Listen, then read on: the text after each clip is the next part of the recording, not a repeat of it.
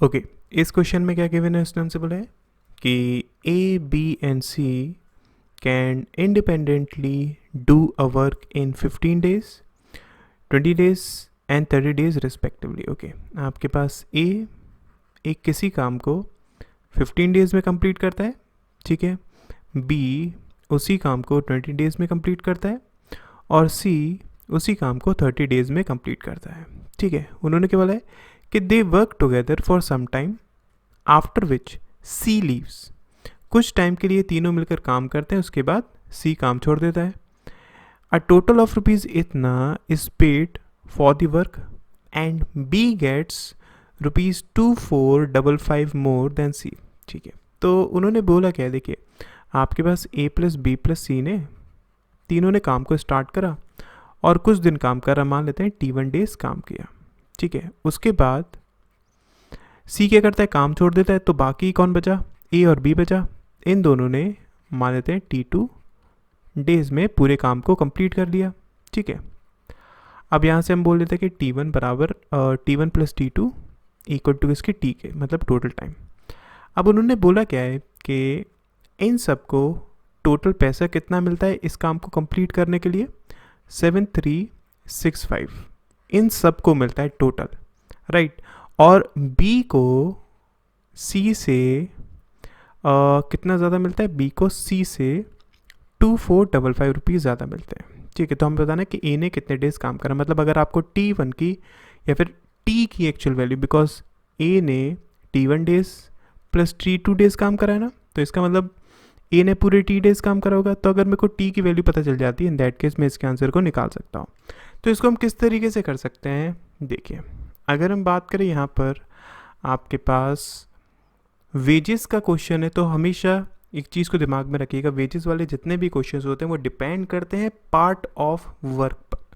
तो यहाँ पर अगर मैं बात करूँ, ए ने कितना पार्ट ऑफ वर्क करा है, देखो ए की एफिशिएंसी इनटू ए ने कितने टाइम काम करा है, टी टाइम काम करा है, तो यहाँ से ए का पार्ट ऑफ वर्क आ गया। इसी तरीके से अगर मैं बी की बात करता हूँ, तो बी ने उसने भी देखो टी टाइम काम करा है, ठीक है, तो ये बी का पार्ट ऑफ वर्क हो गया। सी के पार्ट ऑफ वर्क की अगर हम बात करते तो मैं बोल सकता हूँ ना कि सी इंटू T1, बिकॉज सी ने सिर्फ T1 डेज काम करा है, तो ये सी का पार्ट ऑफ वर्क हो गया। ठीक है, अब ए की अगर हम बात करें, ए की एफिशिएंसी कितनी है, तो देखो यहाँ से हम निकाल सकते हैं, ये आपके पास कितना हो जाएगा, टोटल वर्क 60 हो जाएगा, एफिशिएंसी 4, 3 और 2 हो जाएगी। तो ए की एफिशिएंसी कितनी है 4, तो मैं बोल सकता हूँ ना 4T। बी की एफिशिएंसी कितनी है 3, तो मैं बोल सकता हूँ ना 3T। और सी की एफिशिएंसी कितनी है, ये है 2, तो 2 इंटू T1। ठीक है, ये आपके पास सी ने काम किया, ये आपके पास बी ने काम किया, और ये आपके पास ए ने काम किया। ठीक है, और तीनों ने मिलकर कितना काम करा, 60 यूनिट्स काम करा है, बिकॉज टोटल वर्क बराबर किसके, 60 के। तो मैं इसको अगर लिखना चाहूँ तो लिख सकता हूँ ना कि 60 minus 4T plus 3T, isn't it, और 60 माइनस 70, ये लिख सकता हूँ मैं। ठीक है, अब अगर मैं लिखना चाहूँ, देखो हम एक चीज़ जानते हैं ना कि B माइनस सी, मतलब B ने जितना पार्ट ऑफ वर्क करा माइनस सी ने जितना पार्ट ऑफ वर्क करा, वो इक्वल टू किसके, 2455 के। और similarly A plus B plus C, इनको जितना भी टोटल इन्होंने वर्क करा, उनको पैसे कितने मिले हैं, 7365। ठीक है, अब यहाँ पर देखो बी ने कितना पार्ट ऑफ वर्क करा है और सी ने कितना पार्ट ऑफ वर्क करा है। इसको अगर मैं लिखना चाहूँ पार्ट ऑफ वर्क के रिस्पेक्ट में, तो बोल सकता हूँ ना 3T माइनस 60 माइनस 70। ठीक है, डिवाइडेड बाय, अब टोटल वर्क कितना था, 60 था, तो इसको 60 लिख लो, इक्वल टू 2455 डिवाइडेड बाय 7365। ये आपके पास 3 टाइम्स कैंसिल आउट हो जाएगा, और फिर ये आपके पास 20 टाइम्स कैंसिल आउट हो जाएगा। मतलब मैं लिखना चाहूँ तो मैं बोल सकता हूँ ना कि 10T इज इक्वल्स टू 80 और T इज इक्वल्स टू 8। तो इसका मतलब क्या है कि A ने टोटल कितने डेज काम करा, 8 डेज काम करा, मतलब इसका राइट आंसर D हो जाएगा। ठीक है, आई होप क्वेश्चन क्लियर हो गया होगा ना। अगर हम इस क्वेश्चन को LCM के थ्रू ना करना चाहते, ठीक है, और डायरेक्टली अगर परसेंटेज वाले मेथड से करना चाहते तो किस तरीके से कर सकते थे, देखिए ज़्यादा कुछ चेंजेस नहीं है। हमें पता है कि ए पूरा काम 15 डेज में कंप्लीट करता है, मतलब ए की एफिशिएंसी हम बोल सकते हैं ना क्या हो सकती है 100/15, और आई कैन से 20/3%।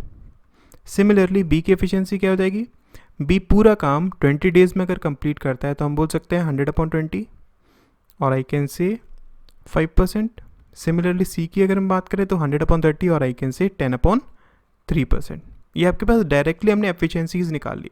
अब क्वेश्चन के अकॉर्डिंग हम जानते हैं कि टोटल इनको इतना पैसा मिला है जिसमें से बी का इतना ज़्यादा है सी से।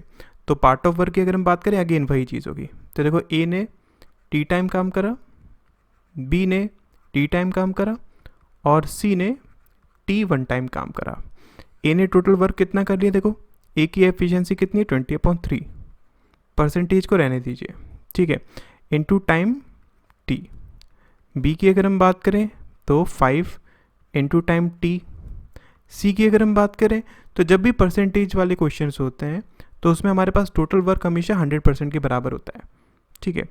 तो अगर मैं सी की पार्ट ऑफ वर्क निकालना चाहता हूँ तो हम बोल सकते हैं ना कि 100 - 20/3 + 5 इंटू टी, और आई कैन से 35/3 इंटू टी -100, ठीक है, और आई कैन से 300 - 35/3 इंटू टी।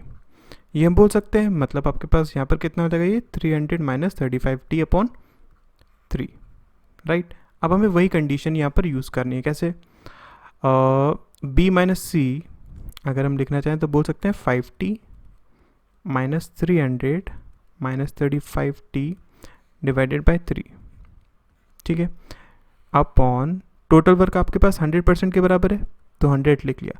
अगर मैंने परसेंटेज नहीं लिखे हैं तो वो मैंने क्यों नहीं लिखे हैं, बिकॉज अगर मैं यहाँ पर और यहाँ पर परसेंटेजेस लिखता है तो वो कैंसिल आउट हो जाते हैं, तो एज सच लिखने की कोई ज़रूरत यहाँ पर नहीं पड़ी। इज इक्वल्स टू, ये आपके पास देखो कितना है 2455, और ये आपके पास कितना है 7365 है, ये 3 टाइम्स क्या, ठीक है। अगर हम इसको लिखना चाहते हैं आपके पास कितना हो जाएगा 100/3 is equals to 15t - 300 + 35t/3, ये कैंसिल आउट हो गया, ये मिलकर कितना हो गया 50t इज इक्वल्स टू 400, और I can say t is equals to 8, मतलब इसका राइट आंसर डी ही होगा, ठीक है। तो जो मेथड आपको ठीक लगे आप उस मेथड को यूज़ कर सकते हैं इन क्वेश्चंस को करने के लिए। फाइन, नेक्स्ट क्वेश्चन देखते हैं। देखिए ओके, इस क्वेश्चन में गिवन क्या उस टाइम से बोला है कि B C and E work together for some time after which E leaves, ठीक है। उन्होंने कहा कि बी सी और ई वो मिलकर काम करते हैं और कुछ टाइम तक काम करते हैं, उसके बाद ई काम छोड़ देता है, मतलब कौन बचा, बी प्लस सी बचा, ठीक है।